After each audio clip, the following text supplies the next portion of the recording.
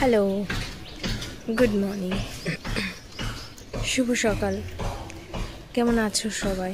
আমি ভালোই আছি। আজকে ছাদ থেকে ভিডিওটা স্টার্ট করছি। ঘুম থেকে উঠেছি, এখন ফ্রেশ হইনি, ব্রাশও করিনি। তো খুব বেশি জোরে কথা বলা ছাদের মধ্যে তো কীরকম একটা লজ্জা লজ্জা লাগে। সে যাই হোক, তো সকালে উঠে অনেকগুলো কাজই করে নিয়েছি, কারণ আমার শ্বশুর শাশুড়ি কেউ বাড়িতে নেই। তো এখন ছাদে এসেছি গাছগুলোতে জল দেবো, কারণ জল না দিলে এই যে রোদ্দুরের তাপ, গাছগুলো একেবারে মরেই যাবে। তো দেখো পেছনের গাছটা ভর্তি ফুল, বিকালবেলা তো একটা ফুল থাকে না। এই যে দেখো এখন গাছ ভর্তি ফুল, আর ছাদে তো রাজ্যের চারপাশের আওয়াজ আসছে। এখন আওয়াজের মধ্যে কতটা কথা তোমরা শুনতে পারছো সেটাই হচ্ছে কথা। গাছ ভর্তি ফুল দেখতে পাচ্ছ? আমি তুলে নিয়ে যাবো আর একটু পরে। আর এই দেখো জবা ফুলও ফুটেছে, এই আরেকটা।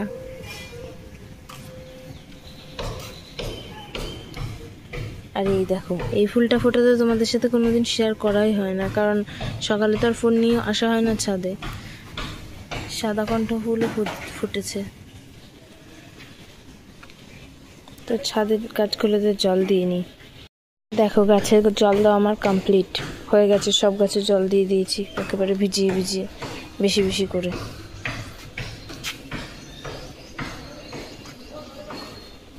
এবার চলো নিচে যাই, অনেক কাজ বাকি।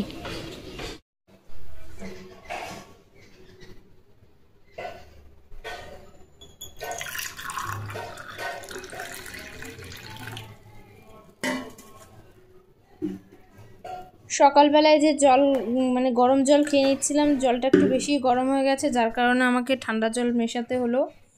তো তারপর দেখো এই যে জল খাচ্ছি, সেটাও তোমাদের সাথে শেয়ার করছি একেবারে। এবার পুরো পারফেক্ট হয়েছে, বেশি গরমও না ঠান্ডাও না, মানে যেরকম খাওয়া উচিত। তো সেটাই আর কি মুখের এক্সপ্রেশনে ওটাই বোঝানোর চেষ্টা। তো টাটা, এখনকার মতো পরে আবার কথা হচ্ছে, পরে মানে একটু পরেই। তো এখন দেখো চেঞ্জ করে নিলাম, যাবো একটু দোকানে। সকালে খাওয়ার জন্য একটা রুটি আনবো, পাউরুটি আনবো। আর এখন রুটি করার অত সময়ও নেই, আর দুটো রুটি আবার করব। আর চিড়ে খাবো, তার কলা নেই, কলা না থাকলে চিড়ে খেতে ভালো লাগে না। তো যাই হোক, বললামই তো যে আমার শ্বশুর শাশুড়ি বাড়িতে নেই, তো আমাকেই করতে হচ্ছে। অনেক কাজ আমি করে নিয়েছি, ঘরটাও এইমাত্র মুছলাম। তো এখন একটু রেস্ট করছিলাম। এখন দোকানে যাব, দোকান থেকে এসে পাউরুটিটা এনে চা বানাবো, চা দিয়ে খেয়ে স্নান করব, স্নান করে পুজো দিয়ে রান্নাঘরে যাব, মানে রান্না করব। তো আপাতত এইটুকুই কাজ বাকি আছে, এইটুকু না অনেকটা কাজই বাকি আছে। তো এখন চলো দোকানে যাই, পাউরুটি নিয়ে আসি, পরে আবার তোমাদের সাথে কথা হচ্ছে। টাটা। চলে এসেছি দোকান থেকে। আজকে বাইরেটা কেমন গোলা গোলা, রোদ্দুর উঠেছিল, এখন আবার বুঝে আছে, কারণ মেঘলা মেঘলা ভাব। বৃষ্টি তো হওয়ার কোনো খোঁজ নেই, শুধু এই মেঘলা হয়ে গরম বাড়ায়। তো যাই হোক, এই দেখো এইটা আনলাম। পাউরুটির জন্য কি স্ট্রাইক, মানে যেদিকে যাব, যেদিকে বাঘের ভয় সেদিকে সুন্দর, এরকম একটা প্রবাদ আছে না, এই প্রবাদটা এখানে আর কি সত্যি হয়ে যাচ্ছে। গেলাম সময় বাঁচানোর জন্য, কাছের দোকানে নেই, আবার সেই গেলাম হেঁটে কতটা, সেখান থেকে নিয়ে আসলাম। তাও কালকের, এটা আজকের না। যাই হোক, কাজ করে নিই। 10:30 বাজে, 10:31 বাজে। 11:30টার মধ্যে ঠাকুর ঘরে না ঢুকতে পারলে আমার রান্নার দেরি হয়ে যাবে, কারণ পুজো দিতে অনেক সময় লাগে। তো দেখো ঘেমে নিয়ে একেবারে একশো অবস্থা হয়ে গেছি মশলা বাটতে গিয়ে, শিল নোড়াতে। তো যা ভাবি আমি তার কোনোটাই কখনো হয় না। ভেবেছিলাম যে 11:30টার মধ্যে ঠাকুর ঘরে ঢুকে যেতে পারবো, কিন্তু এখনও আমি রান্নাঘরেই আছি। ঢুকে যেতে মানে স্নান করা হয়েও যেত এতক্ষণ। তো বর আবার একটু আগে ফোন করে বললো এখন নাকি এবার খাসির মাংস আনবে। তাহলে ভাবো কার না রাগ হয়। আমার এদিকে সব গাছানো কমপ্লিট, এখন কখন কি করব আমি জানি না। তো ওই জন্য বেশি করে জিরে বেটে রাখলাম, আর তো বাটাবাটি রসুন বাকি আছে, ওটা স্নান করে পুজো দিয়ে একবারে রান্নাঘরে এসেই তখন করব। তো তাহলে এখন আমি কি রান্না করব আর কি না করব, খুবই মাথা গরম হচ্ছে, রাগ হচ্ছে, এখনও জানি না কখন কি করব। তো চলো আগে স্নান করে আসি, ঘেমে একেবারে ভিজে গেছি। পুজো দেওয়া হয়ে গেছে, দেখো ফুল দিয়ে সাজালে সবকিছুই সুন্দর লাগে। দেখো পাদুকাটা কত সুন্দর লাগছে। কপুসোনার চুল দিইনি, চুলটা দিয়ে দেবো, গরমে দেওয়া হয়নি। সব সাজানো গোছানো হয়ে গেছে, আর ভোগ দিয়েছিলাম। আসনটা সবে তুললাম, এখন আগে ভিডিওটা কন্টিনিউ করে তারপরে এটা সরাবো। একটা প্রায় বাজে, 12:53 বাজে। রান্নাঘরে ঢুকতে ঢুকতে একটা, দেখা যাক কতক্ষণে হয়। তো চলো টাটা। ঝামেলা গরমে আর পারি না, মানে একটু সময় নেই, একটু ভিডিওতে যে তোমাদের সাথে কথা বলবো বা কিছু বলবো সে তার কোনো সময় নেই। যাই হোক, এখন কটা বাজে? প্রায় 2টো বাজে। এখনো আমার 1:55 বাজে। মাটন পুরো কাঁচা, জানি না কখন হবে, কখন খাবে। তো দেখো কি কি রান্না হয়ে গেছে সেটা তোমাদের সাথে শেয়ার করি, আর বাকি আছে কি সেটাও শেয়ার করি। এই যে দেখো পেঁয়াজের ডাল হয়েছে আজকে, ডিম কষা লাল লাল করে, আর আলু ভাজা।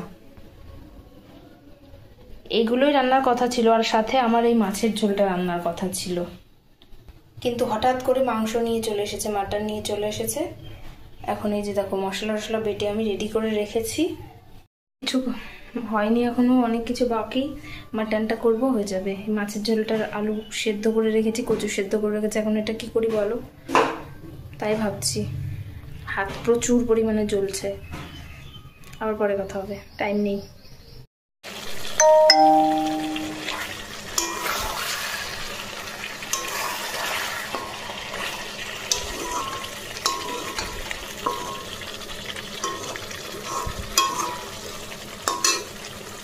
কি মাটনটা দেখে লোভ লাগছে তো।